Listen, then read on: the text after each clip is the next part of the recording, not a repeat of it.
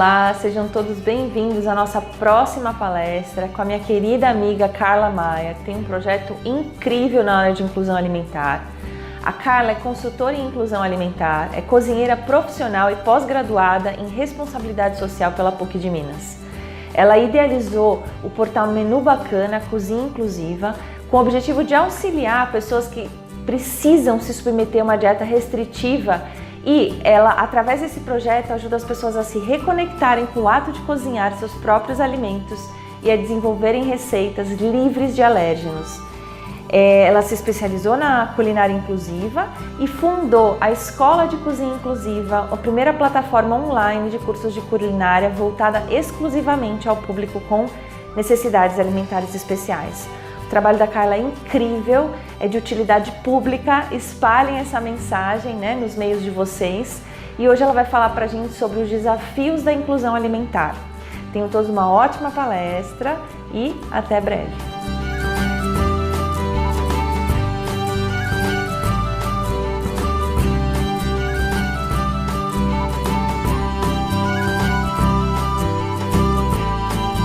Olá, sejam todos muito bem-vindos. Eu sou a Carla Maia, fundadora da Escola de Cozinha Inclusiva, que é uma plataforma de cursos online especializada em promover o debate sobre inclusão alimentar e em culinária especial, direcionada às pessoas que possuem necessidades alimentares especiais. Em primeiro lugar, eu gostaria de dizer que é um grande prazer participar da 4ª edição do CONALCO, que traz o tema das dificuldades alimentares, origem, prevenção e tratamento. Esse evento tão importante, coordenado pela minha amiga Aline Padovani, uma referência nacional no tema da introdução alimentar e uma profissional admirável. Muito obrigada pela presença de cada um de vocês nessa palestra. E antes de qualquer coisa, é fundamental conceituar o que é inclusão alimentar. A inclusão alimentar ela é um conjunto de ideias, práticas e vivências que buscam promover a integração das pessoas com necessidades alimentares especiais em vários níveis da sociedade, como a família, a saúde, o ensino, o mercado de alimentos, a mídia e as políticas públicas. O principal objetivo da inclusão alimentar é propor um diálogo aberto e construtivo sobre os desafios enfrentados pelas pessoas que possuem necessidades alimentares especiais e os seus familiares, de modo a semear um convívio com mais afeto e mais empatia.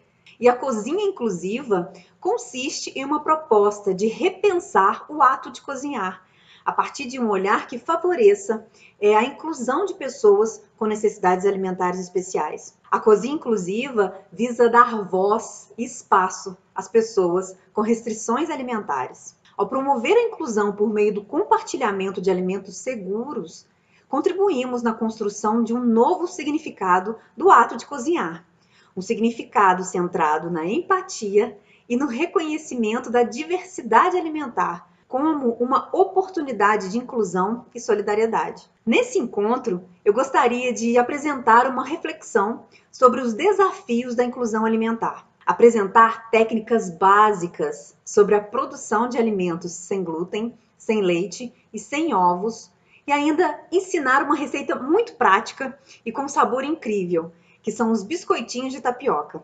Não é novidade para ninguém que, após o diagnóstico de uma necessidade alimentar especial, entramos em uma nova fase de nossas vidas. Se existe uma palavra que resume muito bem este novo ciclo, essa palavra é desafio. Este novo cenário de desafios é resultado de um sentimento de insegurança que está presente neste novo mundo das restrições alimentares. Existem desafios de todas as naturezas e de diferentes graus de dificuldade.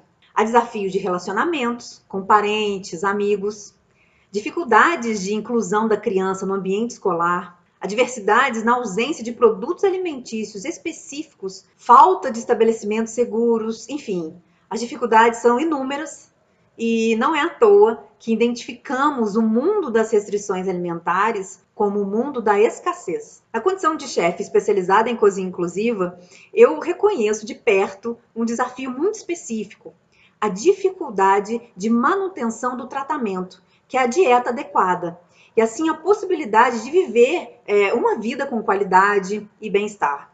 Muitas vezes as pessoas que não convivem com esse tipo de realidade não têm a exata noção do que é realizar uma dieta restritiva. Para essas pessoas, eu sempre faço o convite a uma reflexão. Imagine retirar o alimento que você sempre consumiu e que, na maioria das vezes, se constitui um ingrediente base para a maioria das receitas, como o trigo, o leite ou os ovos. Agora, imagine que não exista ninguém que possa te ensinar como aplicar as técnicas adequadas para a realização das substituições.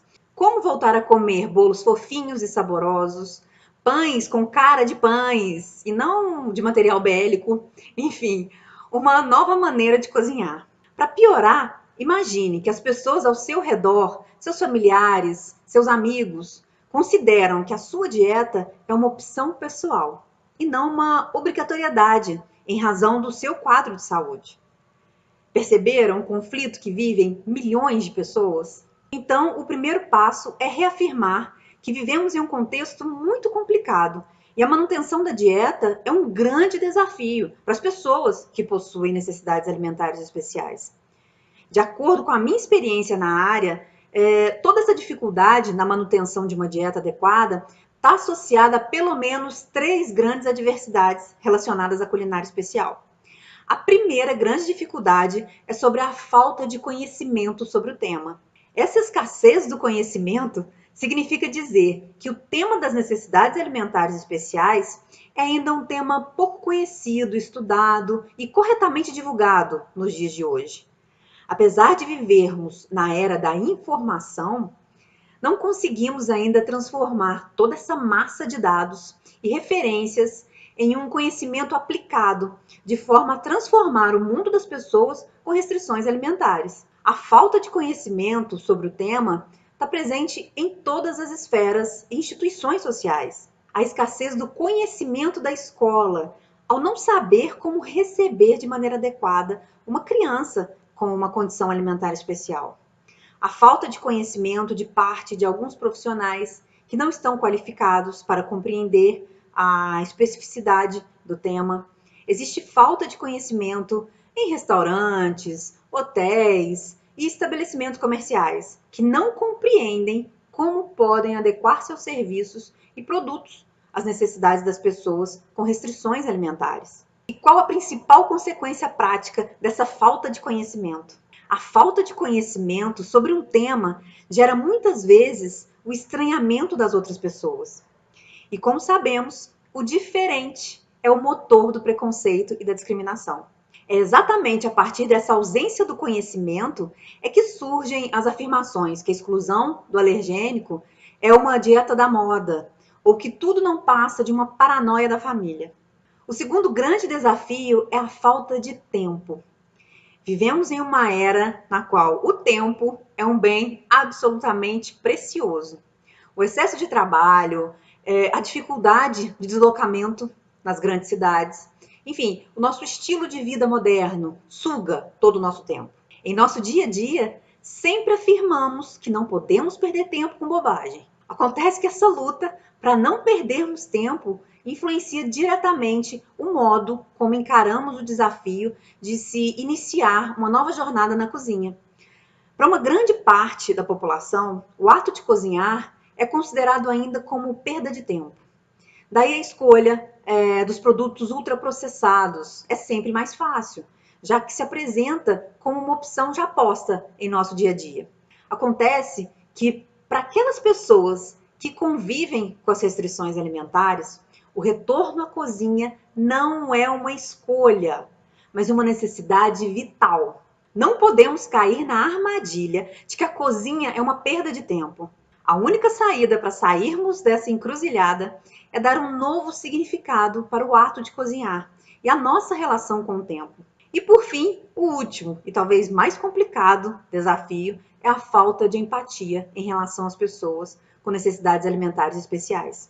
A empatia significa a capacidade de se colocar no lugar do outro, com a nossa capacidade de perceber os sentimentos dos outros a partir de uma perspectiva diferente da nossa. No caso das necessidades alimentares especiais, A empatia é a capacidade de compreender as dificuldades e desafios vivenciados pelas pessoas com restrições alimentares e seus familiares. Significa compreender como aquela família experimenta, sente e vive as dificuldades do dia a dia das pessoas com necessidades alimentares especiais.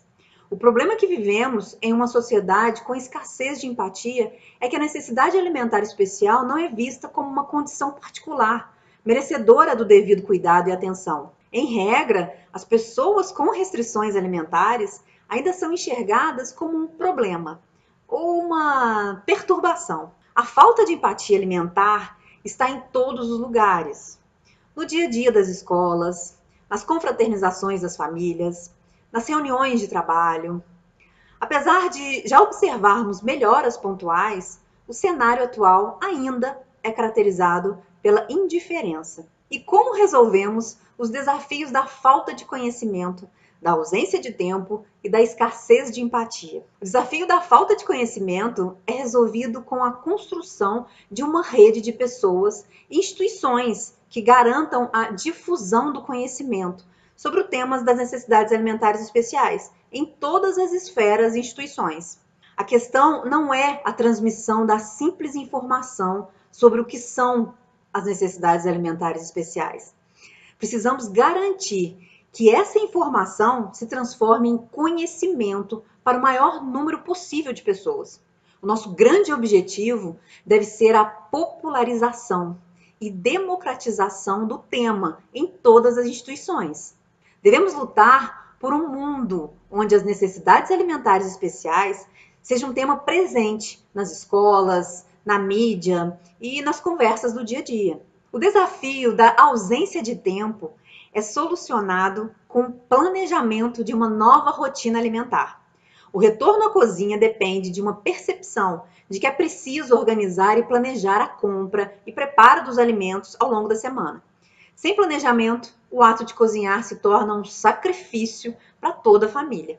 Por outro lado, com organização e planejamento, é possível sim viabilizar a elaboração de alimentos seguros e saborosos. O planejamento é uma forma de organização e racionalização de sua dieta. Com o planejamento, conseguimos orientar as nossas compras de modo mais eficiente e evitar o desperdício. Outra grande vantagem do planejamento é a garantia de um cardápio variado. Uma das grandes reclamações que sempre ouvi é que a dieta restritiva pode gerar uma monotonia, pois as pessoas não sabem cozinhar uma grande variedade de produções culinárias. Nada mais equivocado. A culinária especial, ao propor as substituições dos alimentos alergênicos por novas opções, promove uma abertura de possibilidades e sabores. O planejamento adequado nos permite, sim, introduzir novas preparações em nossa dieta de forma muito variada. E, por último, o desafio da falta de empatia.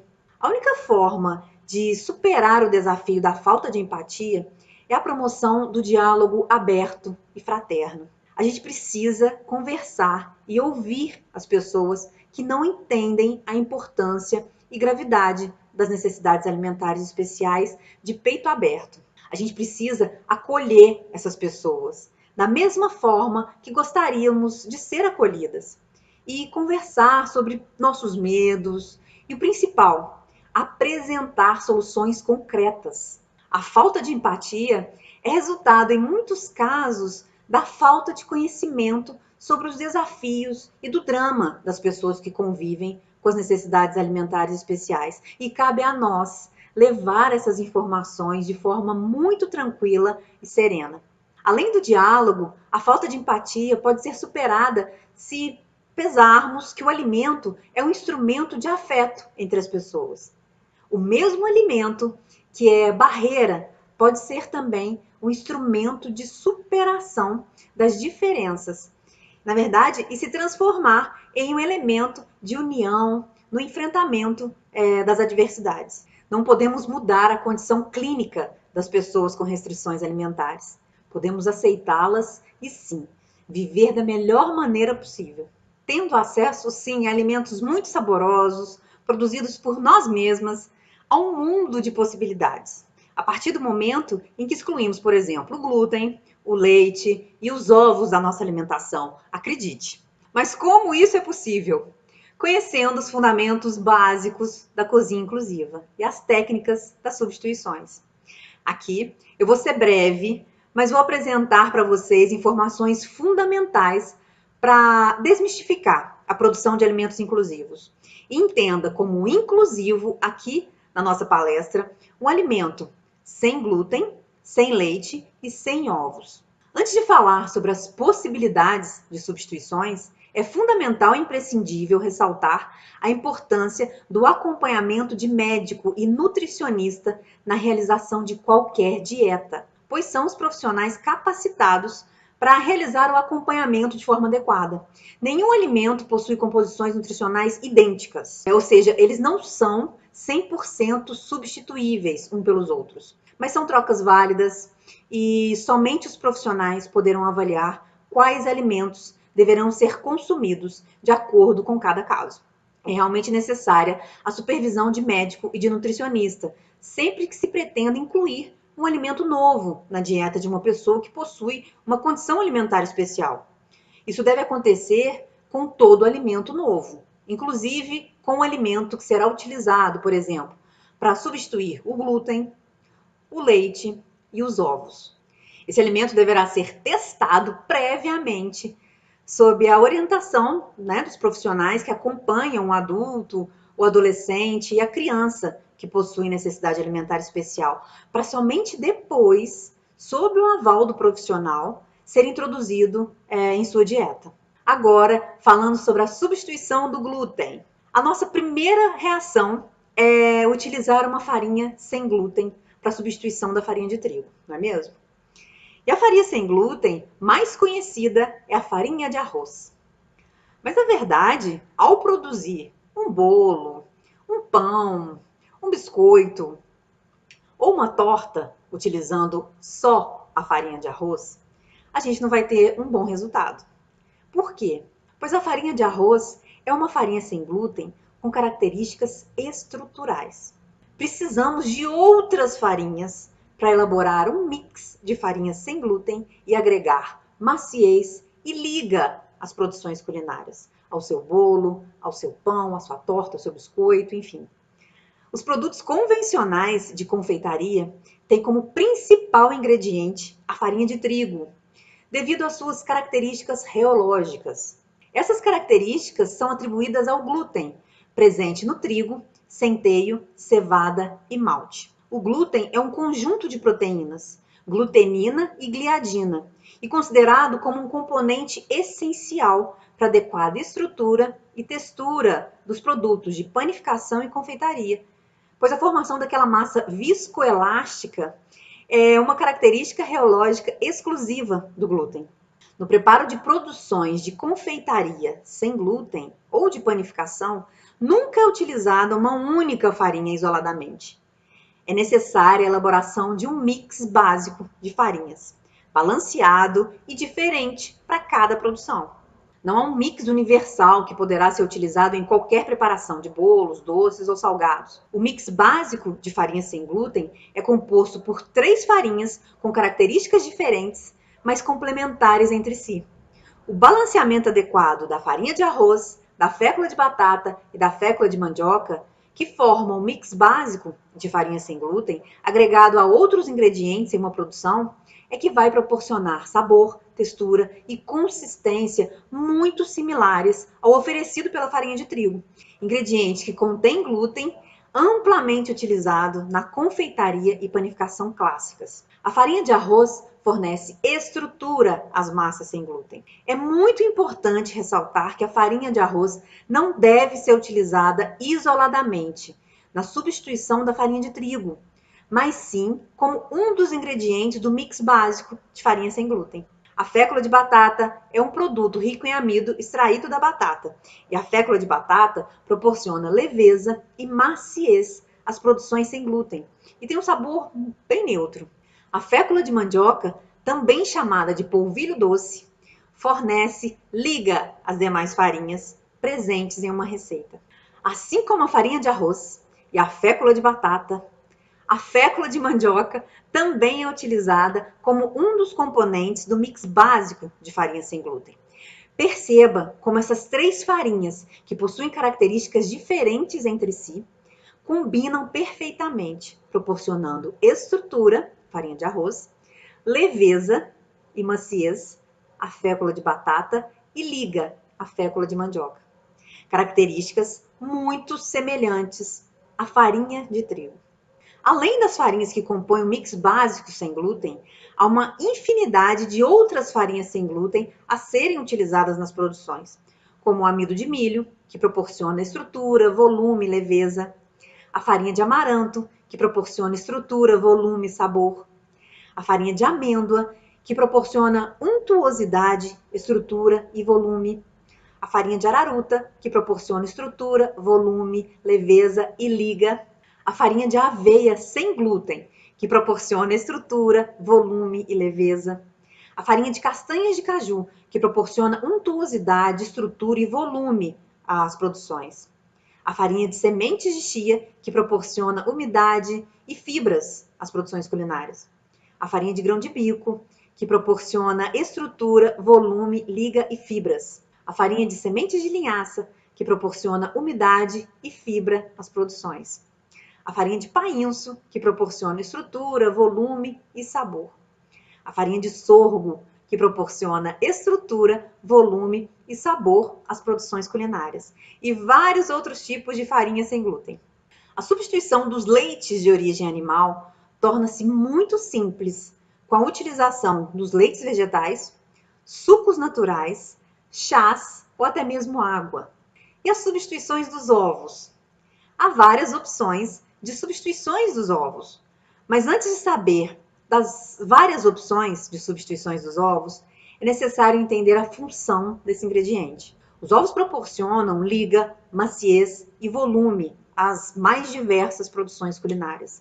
A maior dificuldade da culinária especial é o desenvolvimento de produções culinárias com características sensoriais atrativas, como volume, maciez e leveza, sem a utilização dos ovos. Mas acreditem, não é impossível desenvolver produções culinárias sem ovos tão atrativas quanto as elaboradas com a utilização dos ovos. Quando se é apresentada uma produção culinária já adaptada, sem ovos, sem glúten, sem leite, foram na realidade realizados inúmeros testes para a obtenção daquele resultado específico. Na teoria, você poderá utilizar como substituto dos ovos o agar-agar completamente refinado, a aquafaba, o gel de sementes de chia, o gel de sementes de linhaça, o inhame, a batata doce cozida, o purê de ameixa desidratado, que é aquela ameixinha seca, o purê de banana, o purê de maçã e o vinagre em substituições aos ovos nas mais diversas produções culinárias.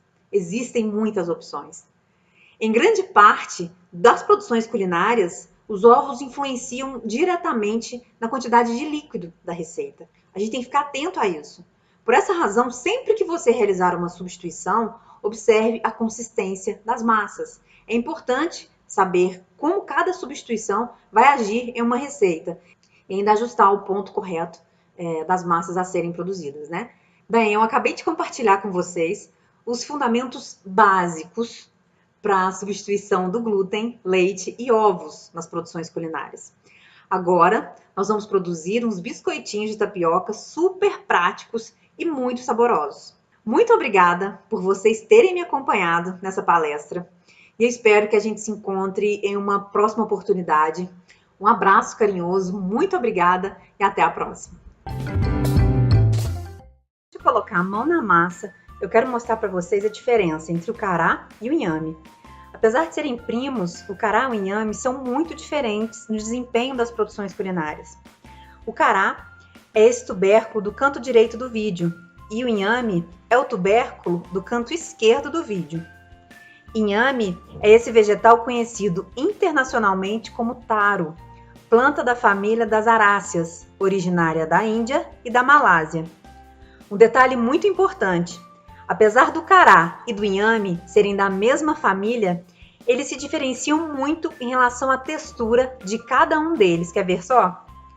O cará possui uma consistência muito diferente do inhame. Apesar de cru, Ele aparenta produzir mais mucilagem, que é esse gelzinho, do que o inhame, não é mesmo? Mas ele é mais seco.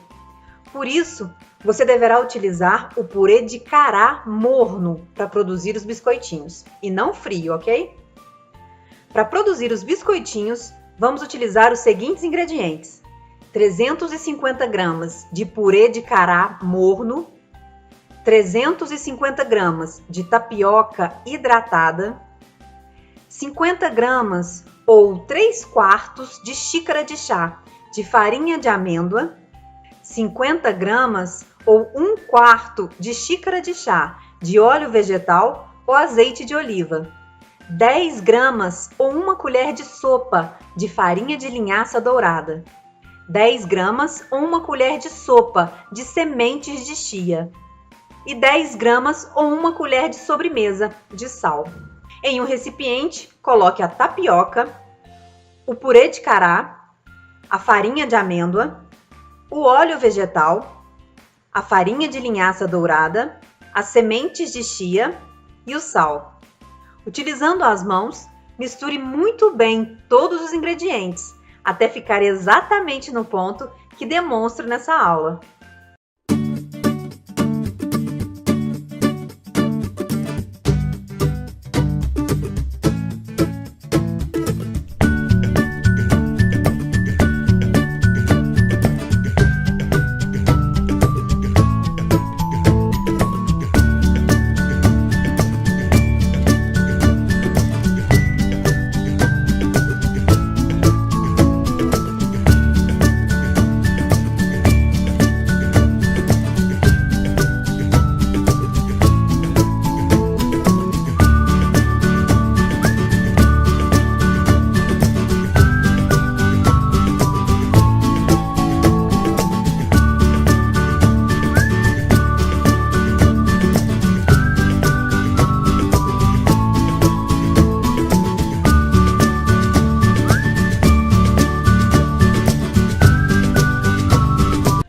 Uma forma retangular, utilizando óleo vegetal ou azeite de oliva.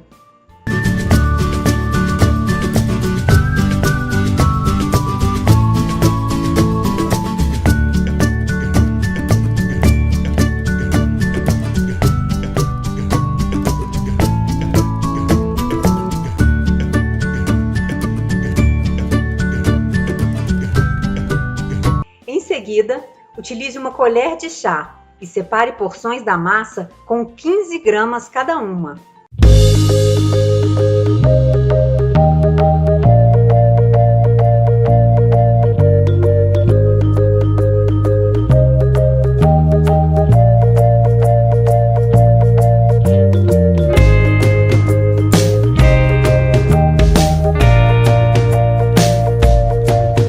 E com as mãos, enrole essa porção na forma de bolinha.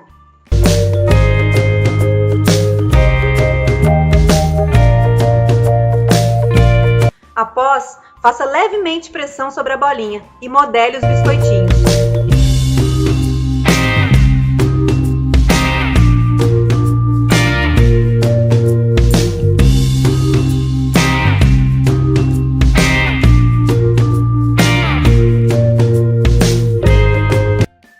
Coloque os biscoitinhos na forma retangular já untada com óleo ou azeite de oliva, deixando um espaço entre elas para que não grudem. Acerte as extremidades e o centro do biscoitinho utilizando as mãos.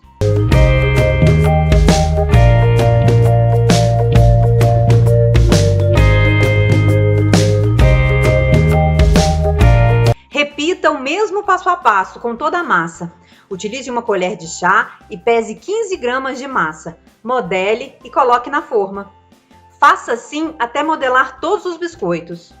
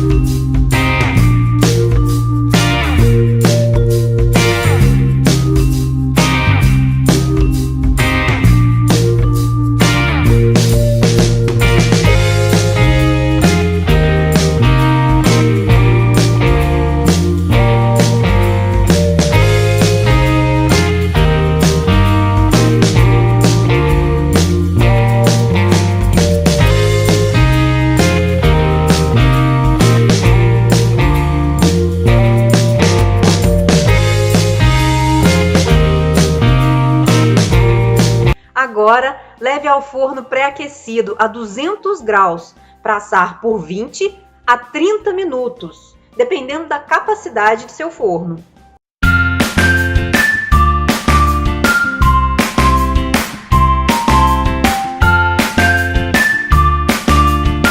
Após assados, retire os biscoitinhos do forno.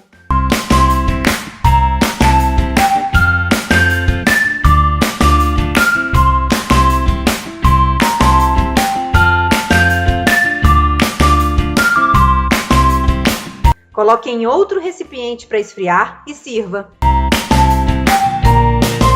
Aí estão os nossos biscoitinhos de tapioca. Tenho certeza que vocês vão adorar. Tenham um bom apetite. Muito obrigada por vocês terem me acompanhado nessa aula e até a próxima.